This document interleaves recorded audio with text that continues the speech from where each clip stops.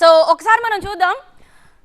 ముఖర్జీ గారు, మీరు లైవ్ లో ఉంటే ఒక్కసారి మీరు మాతో పాటు మాట్లాడాలండి. బికాస్ అసలు ఈ రిపోర్ట్ అంటే కన్ఫ్యూజ్ అయిపోతున్నాం. బికాస్ మీరు ఎప్పుడైతే ఈ రిపోర్ట్ అనేది బయటకు చెప్పారో భయం వేసి, ఎందుకంటే తినేయడం బెటర్ అని గ్యాప్ కూడా వదిలేసి తినేసి వచ్చాం. ఒక్కసారి ఈ సర్వేలు ఎవరు చేస్తారు, ఎప్పటి నుంచి చేస్తూ ఉంటారండి? దేవి గారు గుడ్ మార్నింగ్ అండి. వ్యూవర్స్ అందరికీ గుడ్ మార్నింగ్.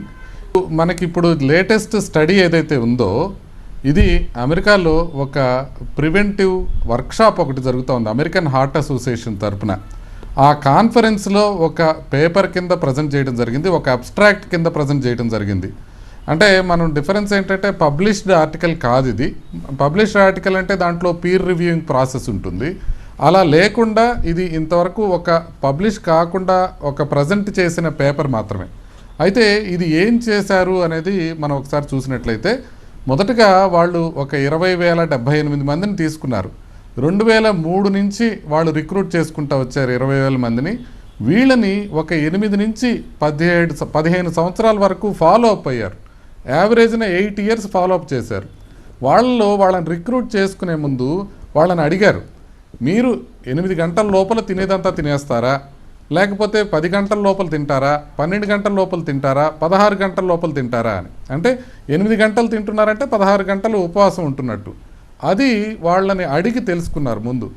అట్లా చెప్పిన వాళ్ళల్లో గుండె జబ్బులు ఎలా వస్తున్నాయి, అలా మేము అట్లా తింటలేదు, 8 అవర్స్లో తింటలేదు, 12 నుంచి 16 గంటల పాటు తింటున్నాం అన్న వాళ్ళల్లో గుండె జబ్బులు ఎలా వస్తున్నాయి, క్యాన్సర్లు ఎలా వస్తున్నాయి అనేది వాళ్ళు చూడటానికి ప్రయత్నం చేశారు. అయితే వాళ్ళు అసలు యాక్చువల్గా చేసింది ఎందుకంటే, ఇప్పుడు దాకా మీరు చెప్పినట్టు ఇంటర్మిటెంట్ ఫాస్టింగ్ వలన కొంత బెనిఫిట్ ఉన్నప్పటికీ కూడా, అంటే షార్ట్ టర్మ్ బెనిఫిట్ ఖచ్చితంగా మనకు కనపడుతుంది. అంటే వెయిట్ లాస్ కనపడుతూ ఉంది, షుగర్స్ బెటర్ కంట్రోల్ అవుతున్నాయి, ఇవన్నీ మనకి కనపడుతూనే ఉన్నాయి. అయితే లాంగ్ టర్మ్లో ఎలా మోర్టాలిటీ, గుండె జబ్బులు ఎలా మారుతాయి అనేది తెలుసుకోవడం కోసం ఇది చేశారు. అయితే వాళ్ళు సర్ప్రైజింగ్గా ఏంటంటే, ఈ ఇంటర్మిటెంట్ ఫాస్టింగ్ 8 అవర్స్ చేసిన వాళ్ళకి, అలా ఇంటర్మీడియట్ ఫాస్టింగ్ చేయకుండా 12 నుంచి 16 గంటల పాటు తిన్న వాళ్ళకన్నా కూడా 2 రెట్లు సుమారుగా, అంటే 91% ఆఫ్ ది కార్డియోవాస్కులర్ మోర్టాలిటీ ఎక్కువగా ఉంది. అంటే ఇంటర్మీడియట్ ఫాస్టింగ్ చేసిన వాళ్ళలో గుండె జబ్బులు వచ్చే అవకాశం 91% ఎక్కువగా ఉంది.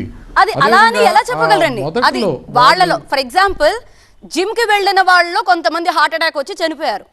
అంటే ఇప్పుడు జిమ్కి వెళ్ళిన ప్రతి ఒక్కరు కూడా హార్ట్ అటాక్స్ తో వస్తారని కాదు. సో ఇంతకుముందు ఇదే పాయింట్ మీద మీరు డిస్కస్ చేసినప్పుడు కూడా బహుశా హార్ట్ అటాక్స్ రావడానికి వేరే కారణాలు ఏవైనా ఉండొచ్చు అని కూడా అన్నారు. ఇప్పుడు ఇంటర్మీడియట్ ఫాస్టింగ్ వల్లే వీళ్ళకి హార్ట్ అటాక్స్ వస్తున్నాయి అనేది కూడా ఎలా నిర్ధారించగలరు?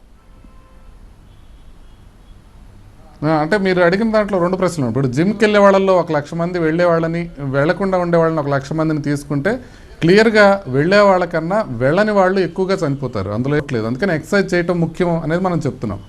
అయితే ఇక్కడ ఏం జరుగుతుందంటే, ఇంటర్మీడియట్ ఫాస్టింగ్ చేసిన వాళ్ళని చేయని వాళ్ళని వీళ్ళు కంపేర్ చేసి చూసినప్పుడు చేసిన వాళ్ళు గుండె జబ్బులు ఎక్కువ రావడం జరుగుతుంది. అయితే మీరు అడిగిన 2వ ప్రశ్న చాలా ఇంపార్టెంట్. ఇది అసోసియేషన్ మాత్రమేనా, లేకపోతే కాజేషన్ కూడా ఉందా? అంటే ఇప్పుడు ఫర్ ఎగ్జాంపుల్ వీళ్ళలో ఎక్కువ మందికి కొన్ని వేరే జబ్బులు ఉన్నాయనుకోండి, ఈ ఇంటర్మీడియట్ ఫాస్టింగ్ చేయని వాళ్ళల్లో ఆ జబ్బులు లేవనుకోండి, మనం 15 ఏళ్ళ తర్వాత ఎవరు చనిపోయారు అనేది మనకు తెలుస్తుంది. కానీ ఆ ఇంటర్మీడియట్ ఫాస్టింగ్ కేవలం అసోసియేషనేనా, లేకపోతే ఇంటర్మీడియట్ ఫాస్టింగ్ వల్లనే చనిపోతున్నారా అన్న విషయం క్లియర్ కాదు.